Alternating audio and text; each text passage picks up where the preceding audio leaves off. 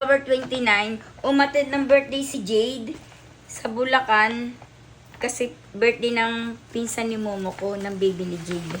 Ay, eto may dala daw na pagkain. Talaga daw yung tita ni Momo ko ay nag-prepare ng pagkain para sa akin. Kasi nabanggit ni Momo ko, favorite ko daw ang pansit. Kaya eto, may pansit na black. Tingnan nga natin. Tananan. Wow! 2, 3, 4, wow, 5 klase. 5 klase yung dala. Nakakahiya naman, sobrang nag-effort pa.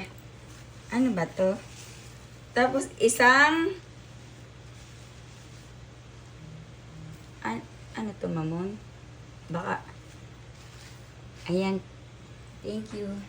October 29, thank you so much sa tita ni Momo ko, sa tita ng baby ni Jade. Pinadala ito, oh.